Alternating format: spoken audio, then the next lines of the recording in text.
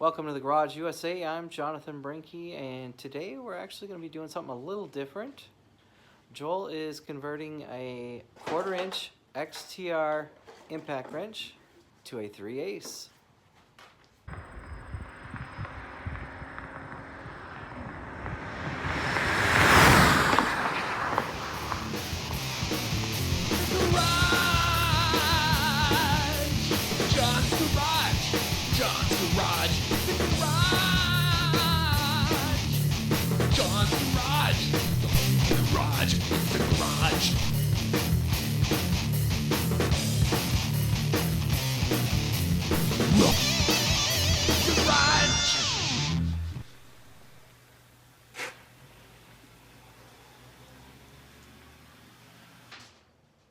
Thanks for joining me. Today Joel is doing a little tool conversion, so I'm actually going to let him take over from here. Alright, so right now I'm going to be setting a baseline. I'm going to torque all the lug nuts down to 120 foot-pounds. I'm going to pop them off with the standard 3/8 impact that I do have a 1/2-inch adapter so I can get my 13/16 socket on here. I'm going to do the conversion on this thing, and then we'll see if we can see a difference between these. Okay, that one's at 120.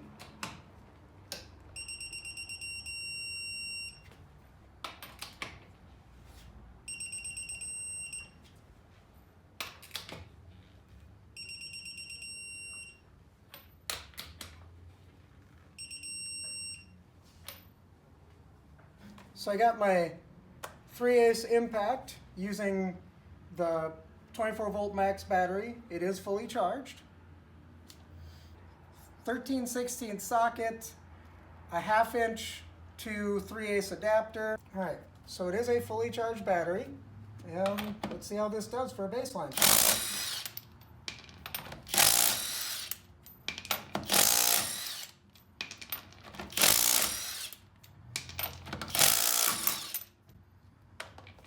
Alright, now we'll tear this one down and swap out the internals.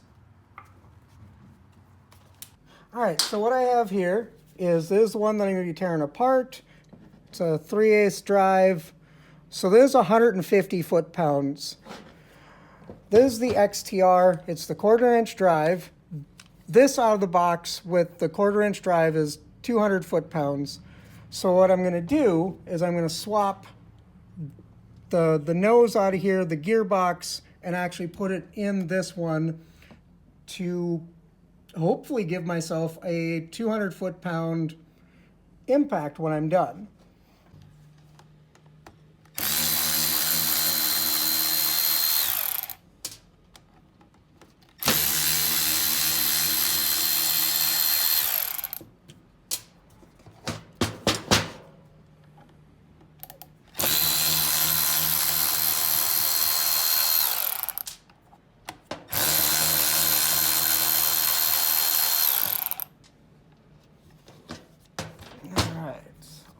To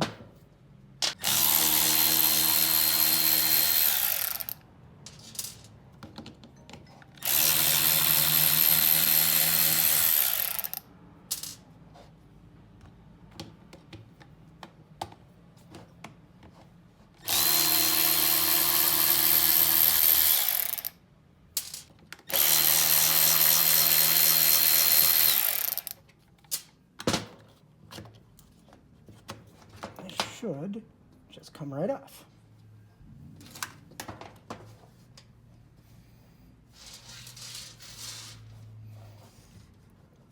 So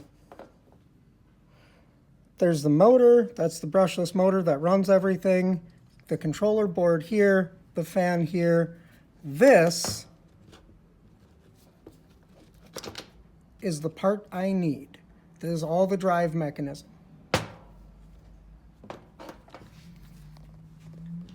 Now we'll go ahead and get this one apart.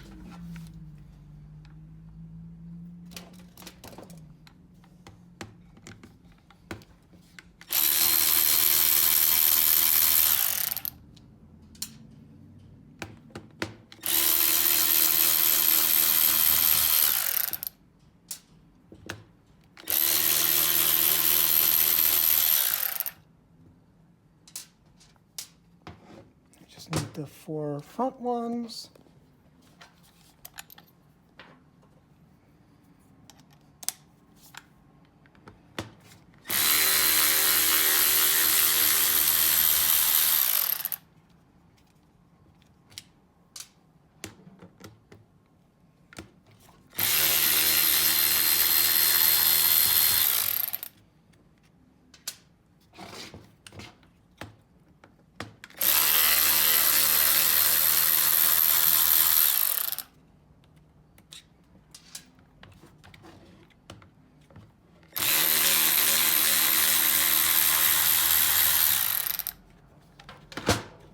Just slip right apart.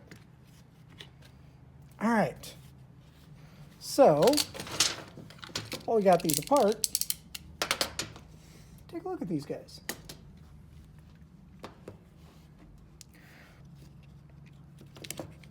Come off there. So if you look at them, the size of the motor between the XTR and the standard is significantly larger. They actually expanded it out to the point where they moved the controller actually down here, I believe, is where the controller is. Or is it this guy? Probably that guy is where they moved it. So that would be the motor controller. Instead of actually being up in here, there's a significant weight difference between these two as well on just the housings. So now that I got that taken apart, let's put this nose on this guy.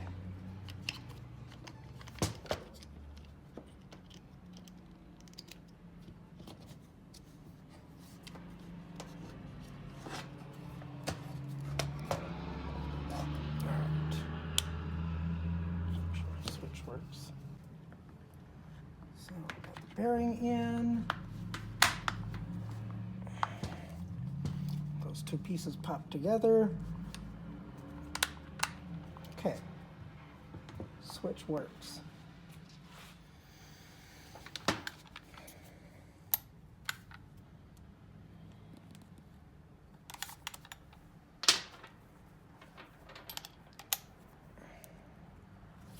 Really helps if I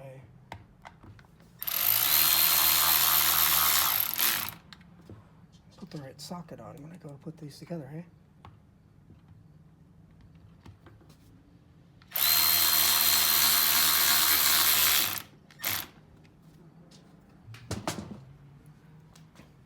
Gotta get the nose screws back on.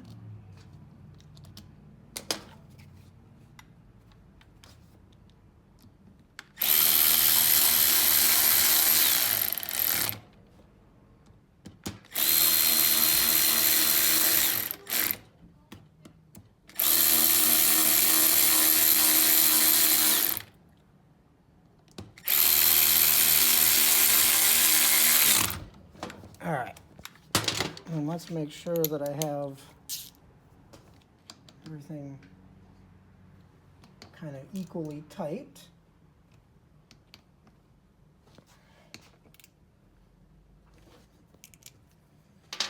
Can't quite get a real good feel with a cordless ratchet, so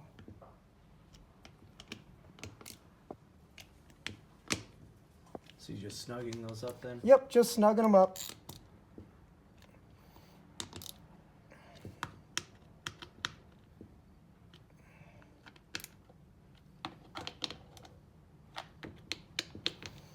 All right, and before we get too far along, let's make sure it works. Battery does fit on and off.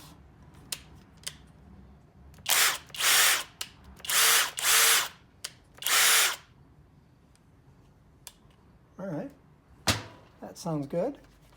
All right, it's filming. I'll go stand on break. All right, let's get these retorqued back to 120 foot-pounds.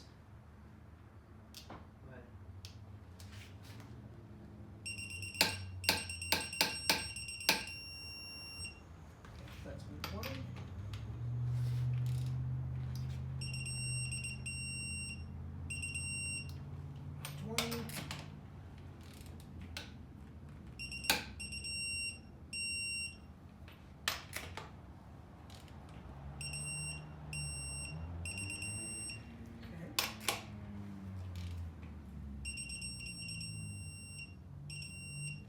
All right, back to 120.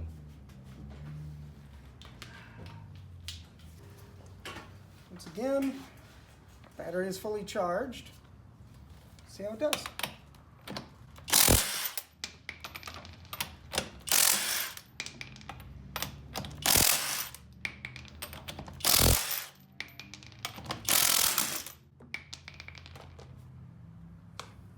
That actually seemed like it went a little bit quicker, which it should with the bigger motor. According to Kobalt, this motor is like 33% more powerful, faster spinning, more torquier motor, which is why I wanted to do this switch, because 150 foot-pounds really doesn't get a lot done.